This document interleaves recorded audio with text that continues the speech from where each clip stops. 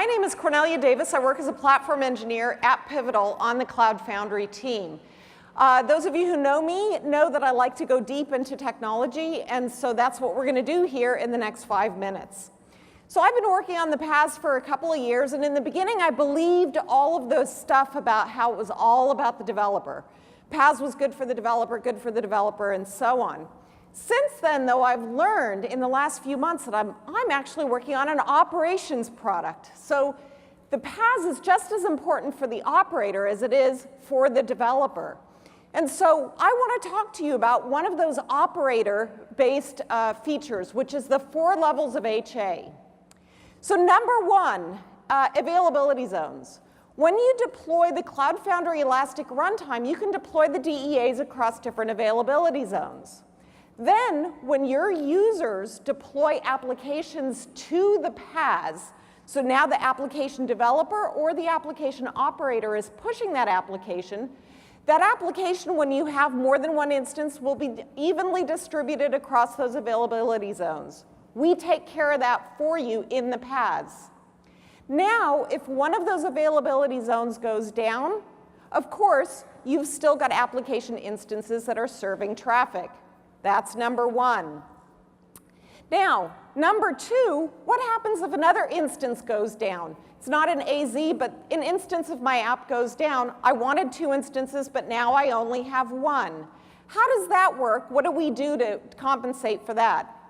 Well, the DEAs are always sending out periodically heartbeat messages. And in those heartbeat messages, they're saying what they have running on them. So each DEA is responsible for saying, here's what I've got running. We have a component called the Health Manager, which is listening to those heartbeat messages and builds up the actual state of the cloud. So it's constantly updating that actual state of the cloud. The Cloud Controller is the component that knows what the desired state is. So the Health Manager gets that desired state from the Cloud Controller, does a comparison, and sees if there's a difference between the desired and the actual state. If there is, it advises the Cloud Controller, and the Cloud Controller causes a new instance to be launched. Now I've got my state back.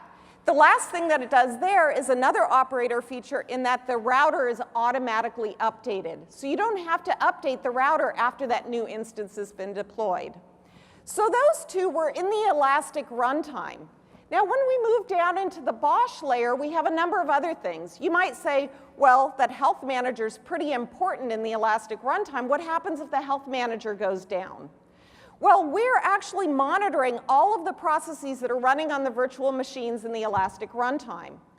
If one of those processes goes down, 2 things happen. Number 1, the process is restarted. The second thing that happens is that the BOSH agent that is running on the Health Manager and all of those other nodes sends out a message to BOSH, to the message bus.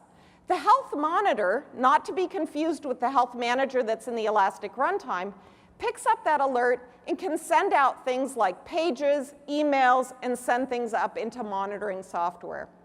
So now you think you've got me. Well, doesn't that depend on the agent? And what happens if the agent goes down?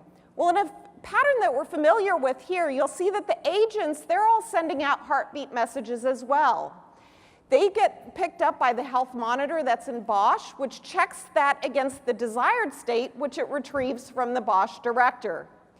If there's a discrepancy, so right now everything's fine, but if something happens and one of those agents goes down or the machine goes down, then we're going to be missing that heartbeat message. The actual state will be updated and an alert will be processed, pagers, emails, and in this case, a special responder called the resurrector, which is going to use the BOSH director through the CPI to spin up a new VM and start that process. That's number 4. So what you can see is that we have 4 levels. 2 of those are in the Elastic Runtime.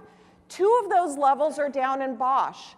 The fact that they're in BOSH means that you get to take advantage of those, not just for the Elastic Runtime, but also for Pivotal HD and anything else that's deployed with BOSH.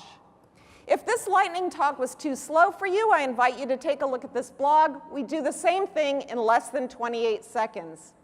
Thank you very much. One last thing to say. This is freaking cool. Thank you.